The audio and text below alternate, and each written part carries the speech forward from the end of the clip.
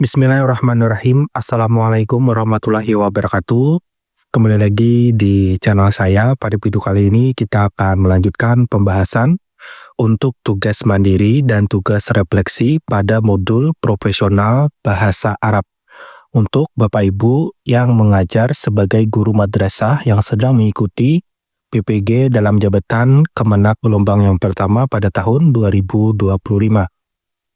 Untuk tugas yang pertama ini, terdapat 2 poin yang Bapak Ibu kerjakan. Poin yang pertama adalah mencari gagasan dari topik 1 hingga topik 8 sebanyak 5 gagasan dengan alinea penjelasan. Misalkan 1 sampai 2 alinea ya. Yang pertama, misalkan ilmu syarab dan pembentukan kata. Kita jelaskan. Ilmu syarab adalah bla bla bla bla. Dalam bentuk kata dalam bahasa Arab berasal dari akar kata. Misalkan seperti itu Bapak Ibu ya. Yang kedua, struktur kalimat dalam ilmu nahwu. Yang ketiga, peran i'rab dalam menganalisis makna.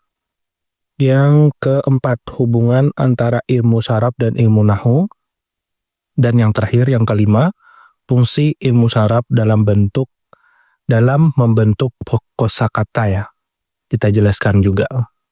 Nah, untuk poin yang kedua, kita akan mengerjakan miskonsepsi dari topik 1 hingga topik 8 sebanyak 5 miskonsepsi atau yang sering menjadi perdebatan. Yang pertama, miskonsepsi tentang i'rab tadi ya. Yang kedua, kesalahpahaman mengenai bina dan i'rab. Yang ketiga, pemahaman yang terbatas tentang peran ilmu syarab. Yang keempat, konsep miskonsepsi tentang ismi dan fi'il. Dan yang terakhir, yang kelima, menganggap ilmu nahwu hanya relevan untuk teks klasik. Nah, seperti itu Bapak Ibu ya, untuk poin yang kedua dan poin yang pertama pada tugas mandiri. Kita lanjut ke tugas refleksinya. Nah,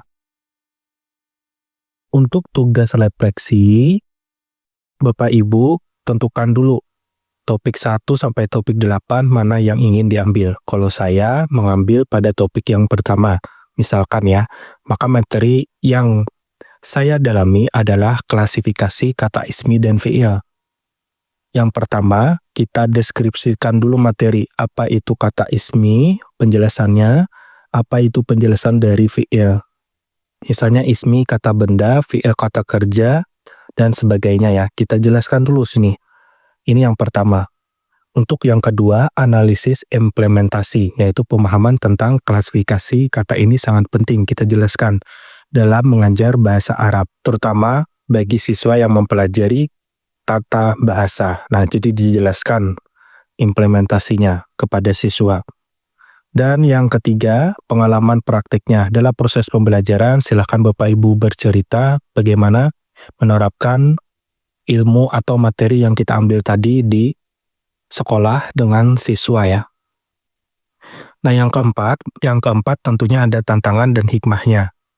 Jadi tantangannya apa Bapak Ibu kita sampaikan juga dan hikmahnya apa. Misalkan hikmahnya saya mempelajari adalah pentingnya memberikan banyak latihan untuk mengenal pola-pola perubahan kata dalam kalimat sehingga siswa dapat membiasakan diri dengan struktur bahasa Arab. Misalkan ini hikmahnya ya.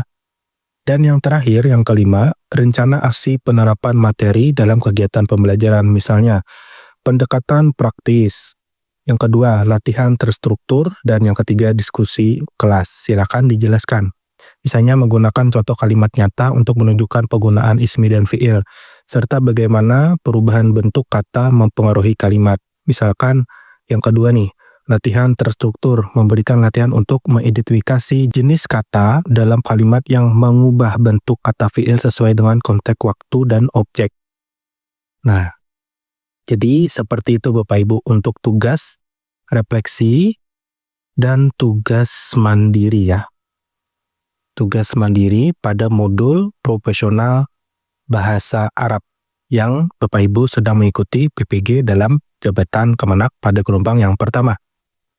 Semoga bermanfaat. Bapak Ibu yang ingin filenya silahkan Bapak Ibu download di link deskripsi di video ini ya. Sudah kami sediakan secara gratis, silahkan Bapak Ibu pelajari. Jika Bapak Ibu ingin menggunakan, silahkan diedit atau diparafrase ya, agar tidak plagiat. Seperti itu ya. Semoga bermanfaat dan Bapak Ibu sehat dan lulus untuk PPG-nya.